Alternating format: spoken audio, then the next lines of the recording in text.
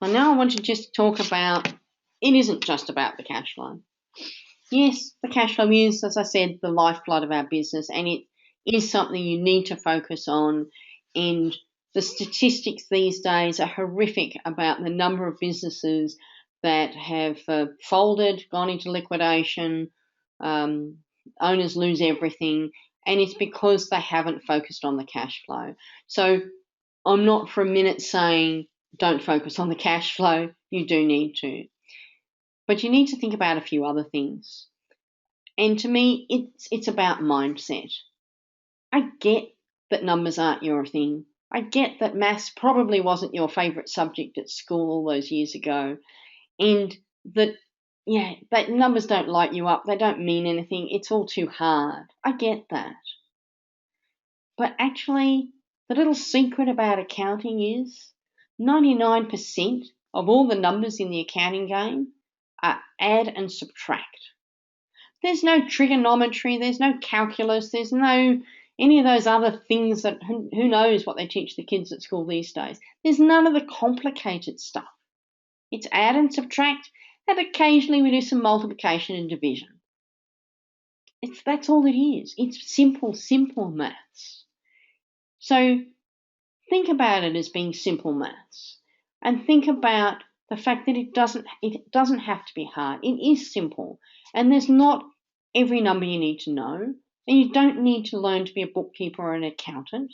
You just need to understand a few of the numbers and focus on those, and you'll start to really see a difference in your business. It's also about taking responsibility. Unfortunately, too often I hear I don't need to know about the numbers. It's not my thing. Someone else looks after the numbers in the business. I've got, my bookkeeper does it, or I've got a business manager that looks after it. No, it's your business. If you're a sole trader, it's your business. If you're a company and you're a director, you have even more responsibility under the Corporations Act to understand the business numbers. Not knowing is no defense if something goes wrong. And you can be found guilty of all sorts of horrible things and fines in the event that you don't take appropriate steps, because you do have that responsibility. I was in a meeting with one client recently. It was a new client. I was pitching for them to potential client. And there's three family members in the business, and there's one that basically it's their business, and the other two kind of work in the business. And one of them is the director of the company. And that particular person said to me right from the get-go at the meeting, there's no point in me being in this meeting. It's a waste of my time. I've got more things to do than to be in this meeting. And you guys sort out the numbers. And I was flabbergasted to start with, and then rounded on this person with actually, you do need to know these numbers. You're the director of the company. You have that responsibility. You need to know what is going on in the business. And I understand you're busy, and that's fine, but there's a certain level of knowledge and understanding you need to have. And we're working our way through that now. But you do need to take some responsibility. It's your business. And if you want to grow it, how can you grow a business when you don't even know what your numbers are to start with? Just defies logic for me. So take some responsibility and have a look at some of the numbers, and not all of them. And it's also about making informed decisions. And by that I mean knowing what's really going on in the business. Yes, a lot of us make decisions based on our gut, and gut instinct's usually pretty good. But the guys that were running that business I mentioned before with the 3 divisions, each one of them had a different view on which division was the one that was doing well. And their gut feel was, yes, this division 1 was doing well. And the other guy says, no, division 3 is doing well.